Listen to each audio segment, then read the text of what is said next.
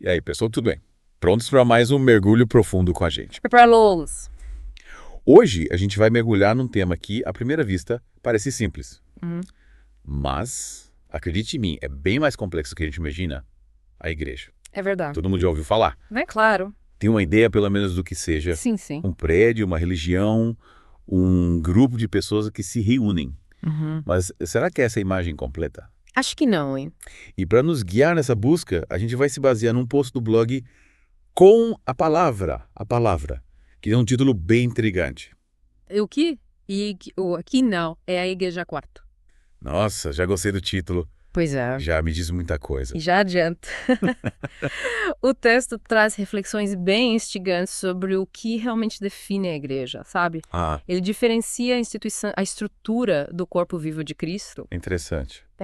E para nos ajudar a desvendar todos esses mistérios, a gente conta com a ajuda do nosso especialista. Seja bem-vindo ao Deep Dive. Prazer estar aqui com vocês. Bom, o texto já começa com uma observação que me chamou a atenção, sabe? Qual?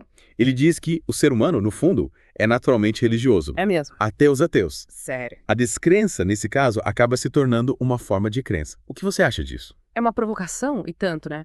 O autor, ele coloca a busca pelo eterno como algo inerente à natureza humana, essa necessidade de se conectar com algo que vai além da gente, algo maior que a gente mesmo, mas, ao mesmo tempo, ele aponta para a tendência que a gente tem de buscar essa conexão em coisas que não necessariamente se relacionam com Deus, Pera. Exatamente. Não.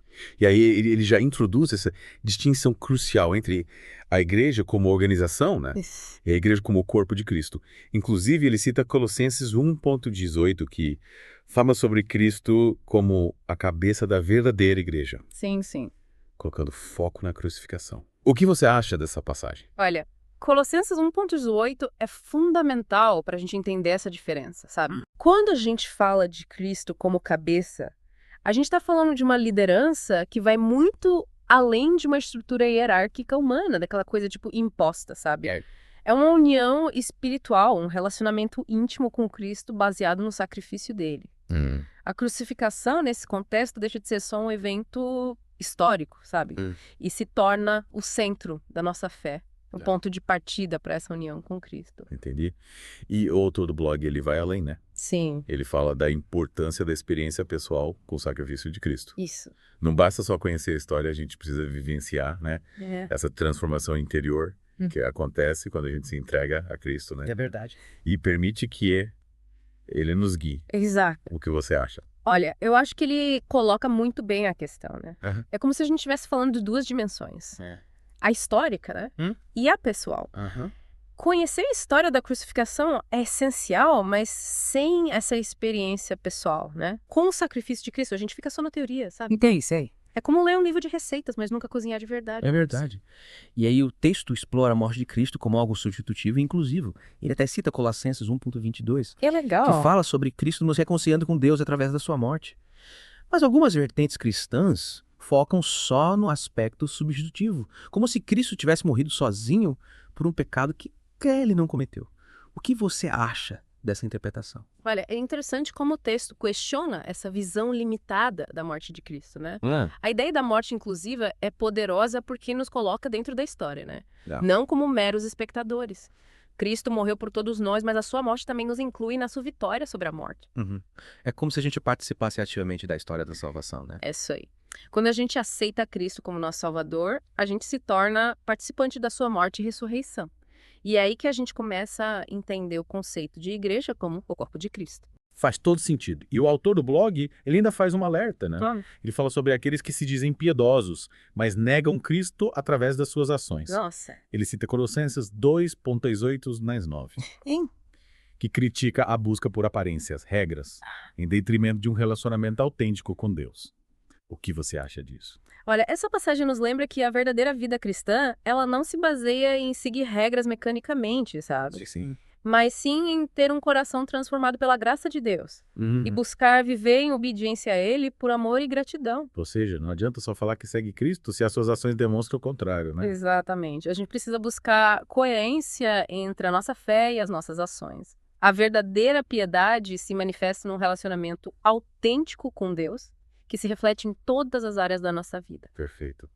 Mudando um pouco de assunto, o texto também explora o conceito de religião. A palavra religião vem do latim religio, mas o significado original dessa palavra é controverso. O autor ele apresenta diferentes interpretações, como a de Cícero, que associava religio à reexaminação intelectual de assuntos divinos. Nossa, interessante. Cícero trazia uma visão mais racional da religião, com um processo de investigação, de busca por conhecimento sobre o divino. Bem legal. Já Lactâncio, outro autor citado no texto, via a religião como um laço que reconecta os humanos a Deus. Para Lactâncio, a religião tinha esse papel de restauração da comunhão com o divino, rompida pelo pecado. E Agostinho de Hipona, dos mais importantes teólogos da história, acreditava que religio significava reeleger Deus.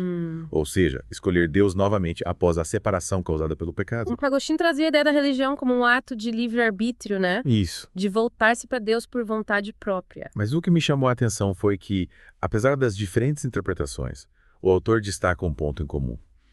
A religião muitas vezes é uma tentativa humana de alcançar Deus.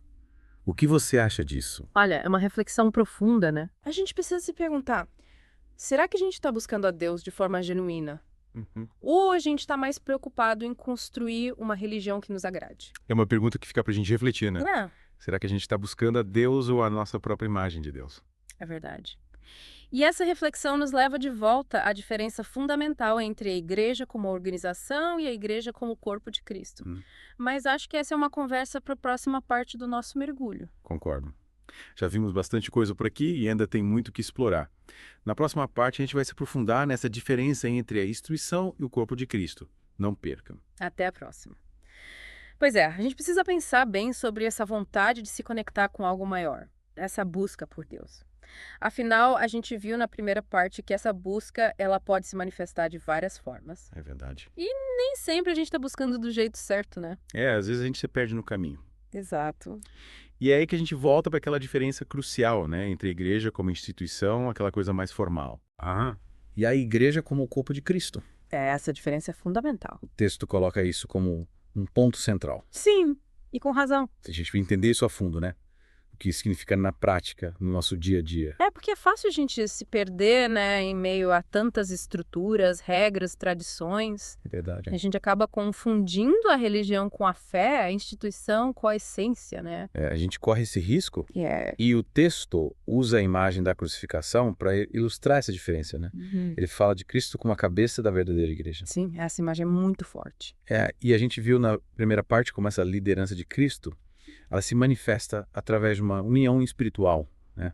De um relacionamento íntimo com ele. Não é uma coisa imposta e hierárquica. Isso, é uma escolha ou uma entrega. E aí o texto fala da morte de Cristo como algo substitutivo, mas também inclusivo. Ah, essa parte é muito interessante. Cristo morreu por todos nós, mas a morte dele também nos inclui na vitória dele sobre a morte. Como se a gente participasse ativamente da história da salvação, né? Exatamente. É. Não é só um evento do passado. É algo que nos transforma aqui e agora. No presente. Este morre para o pecado e renasce para uma nova vida com ele. E essa nova vida, essa transformação, ela se manifesta nas nossas ações, né? No nosso dia a dia.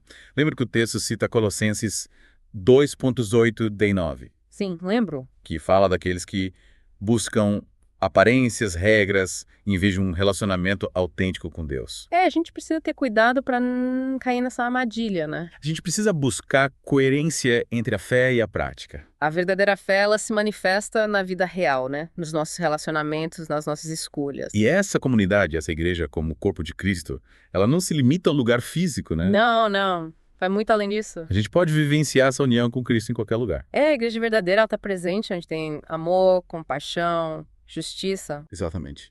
E a gente precisa se libertar dessa visão limitada da igreja como uma instituição, né? A gente precisa entender que a igreja verdadeira se manifesta nas nossas ações, nos nossos relacionamentos, na forma como a gente se conecta com Deus e com o próximo. E essa conexão precisa ser genuína, né? A gente viu como o texto questiona essa tendência que a gente tem de querer construir uma religião que agrade a gente, que se encaixe nas nossas expectativas. A gente precisa se perguntar o que a gente está buscando de verdade. A Deus ou a nossa própria imagem de Deus? É a pergunta que fica. E será que a gente está disposto a se entregar completamente, a deixar que Deus nos transforme de verdade? Sem perguntas importantes, né? Porque no fundo a gente quer controlar tudo, né? Quer encaixar Deus nos nossos próprios moldes. É verdade. Mas a transformação de verdade acontece quando a gente se abre pro novo, pro diferente, por vontade dele. Pois é, a gente passou as últimas partes falando sobre igreja, né? É verdade? Vimos como essa ideia da igreja como corpo de Cristo vai além da estrutura física, das regras. Sim, sim. E a pergunta que fica agora é: como a gente identifica e participa dessa igreja viva no nosso dia a dia? É o desafio, né? Sair da teoria e partir pra prática. Não adianta só falar de amor, compaixão. Tem que viver. O texto dá algumas pistas, né? Ele coloca a morte inclusiva como um ponto central. Essa ideia de que a gente participa ativamente da vitória de Cristo sobre a morte. E essa participação não é passiva, né? É uma mudança real, Uhum. que começa dentro da gente. Isso. E se mostra nas nossas ações, no nosso relacionamento, na forma como a gente se conecta com o mundo. É como se essa conexão com Cristo fosse a semente, né? E a igreja viva fosse a árvore que cresce a partir dela. Uma árvore que dá fruto de amor, compaixão, justiça. E essa árvore não precisa estar dentro de um prédio, né? Não, não. Ela pode crescer em qualquer lugar. Em qualquer comunidade. Onde tiver pessoas buscando viver a fé de forma genuína. Exatamente. E aí a gente volta para aquela questão, né? A busca por Deus. Será que a gente está buscando a Deus ou a nossa própria imagem de Deus? É a pergunta que não quer calar. Será que a gente está disposto a se entregar? Se deixar transformar? Porque a gente quer controlar tudo, né? A gente quer colocar Deus numa caixinha. Quer encaixar ele nos nossos planos. Mas a transformação acontece quando a gente se abre pro novo, né? Quando a gente se abre para a vontade dele. Para o que ele tem para nós. E aí a gente começa a enxergar a igreja viva ao nosso redor. A gente abre os olhos. Não como uma instituição, mas como um movimento. Uma força que nos impulsiona a agir. A fazer a diferença no mundo. A sermos melhores. É como se a gente começasse a ver com os olhos de Cristo, né? A gente passa a enxergar as necessidades do próximo. As injustiças, as feridas que precisam ser curadas. A gente se torna mais sensível. E a gente entende que a igreja viva não é um lugar para onde a gente vai. Mas um caminho que a gente percorre. Um caminho que a gente constrói a cada passo. A cada gesto de amor. A cada luta por justiça. É isso aí. A igreja viva não é um destino. É uma jornada. E essa jornada começa dentro da gente. E aí a gente percebe que a igreja viva não é algo distante, né? Não. É algo que a gente pode viver aqui e agora. No nosso dia a dia. Em cada conversa, em cada abraço. Em cada gesto de solidariedade. Em cada luta por um mundo melhor. É isso que importa. E assim a gente conclui nosso mergulho nesse tema. Que viagem. É complexo e inspirador. É verdade. Espero que a gente tenha conseguido mostrar o significado da igreja, né? Da igreja como corpo de Cristo. Isso.